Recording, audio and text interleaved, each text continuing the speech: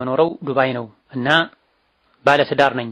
ባሌን አምጥቼዋለሁ እዚህ እና እሱ ከተለያዩ ሴቶች ጋር ያወራል እና ሲያወራ ደግሞ ምስት የለኝም ብሎ ነው የሚያወራቸው። ለሁለት ሴቶች ምስት የለኝም ብሎ ያወራበት መረጃ አለኝ። ግን ብዙ ጊዜ ምስት የለኝም ብሎ ያወራል ተብያለሁ እና አንድ ያገባ ወንድ የኒካህ ምስት ያለችው ምስት የለኝም ካለ ኒካው ይወርዳል ሲባል ሰምቻለሁ። ይህን ያብራሩልኝ ጀዛኩሙላህ የሚል ጥያቄው ላይ እንደተባለው ሚስቱ ወደ ሌላ ሀገር ወስዳው ከራሷ አስጠግታው አቅርባው ስታበቃ ሚስት የለኝም ብሎ የሚያወራ ወንድ አይደለም ባል አይደለም። እንደሚባለው ወንድ አሰዳቢ ግማሽ ወንድን የጾታ ብቻ ወንድን እውነተኛ ወንድ ለትዳር ብቁ የሆነ ኃላፊነት የሚሰማው ሚስቱን ሰው ሀገር ላይ ከመንከራተት ሰርቶ ታድጎ በሀገሯ በክብር እንድትኖር ያደርጋል። ሚስቱ ሌላ ሀገር እየሰራች ከጥያቄው እንደምንረዳው በራሷ ወጪ ወስዳው ሚስት የለኝም ብሎ ማውራት የአቅልም የዲንም ማነስ ነው። የወንድነትን ትርጉም አለመረዳትም ጭምር። ባለንበት ጊዜ እንዲህ አይነቱ ነገር በብዛት ይሰማል። ብዙ ወንዶችም በተደጋጋሚ ከሚጠይቋቸው ጥያቄዎች መሃል አንዱ ይሄ ነው። ከሴቶች ጋር ያወራሁኝ ተሳስቼ ሚስት የለኝም አልኳት የሚሉ አሉ። ይሄ ምን ተሳስቼ የሚባል ነገር አለው? ቀድሞ ብዙ አጥር ሰባብሮ የሸይጣን መንገድ ውስጥ ከገቡ በኋላ የተፈጸመ ስህተት ነው፣ ክህደት ነው። ኒካህ ያለው ወንድ የኒካህን ክብር መጠበቅ አለበት። ኒካህን መጫወቻ ማድረግ የለበት፣ መቃቃ አይደለም። ሚስት ያለው ሚስት የለኝም ማለት ከባድ ውሸት ነው።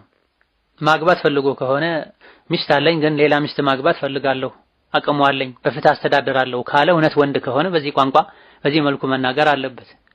ድብብቆሽ መጫወት የለበትም። ይሄም ቢል አንድ ወንድ ሚስት ያለው ሚስት የለኝም ቢል ኒካሁ ይወርዳል ወይ? አዎ ይወርዳል ያሉ ሊቃውንት አሉ። ኒካህ መጫወቻ ስላይደለ ቀልዱም ቁም ነገሩም አንድ ነው ስለተባለ። ነገር ግን ብዙዎቹ የፍቅህ ሊቃውንት በውሸት ወንጀል አላህ ዘንድ ይጠየቃል እንጂ መፍታትን ፈልጎ አለህ ወይ ስትለው ያችን ምስቴን ፈታታለሁ ካሁን በኋላ የለኝም ያችን ምስቴን ፈትቻታለሁ ካሁን በኋላ ከሷ ጋር አልኖርም ስለዚህ የለኝም ልበላት ብሎ ውሳኔ ሆኖ ከውስጥ ወስኖ ከሆነ የለኝም ያለው ይሄኔ ፍቺ ይሆናል።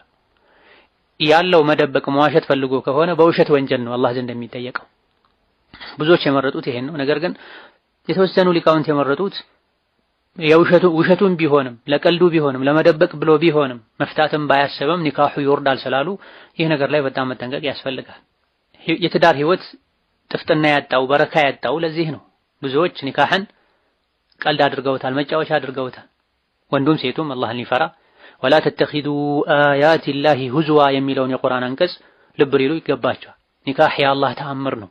ወሚን አያቲሂ አን ኸለቀ ለኩም ሚን አንፉሲኩም አዝዋጃ ከአላህ ትልልቅ ተአምሮች አንዱ ሰማይ፣ ምድር፣ ፀሐይ፣ ጨረቃ የአላህ ተአምር እንደሆነ ሁሉ ኒካህ የሚባለው የተከበረ የጋብቻ ውል የአላህ ተአምር ነው። የአላህን ተአምር መጫወቻ ማድረግ ኒካህ ያለው ሚስት ያለው አንድ ሰው ሚስት የለኝም ማለት አላህ ያከበደውን ነገር ማቅለል ነው የሚሆነውና አኺራችን እንዳይበላሽ የዱንያ ህይወታችንም እንዳይበላሽ ዋጋ ቢስ እንዳይሆን አላህን ልንፈራ ሸሪዓን ልናከብር ልንተወበት ይገባናል።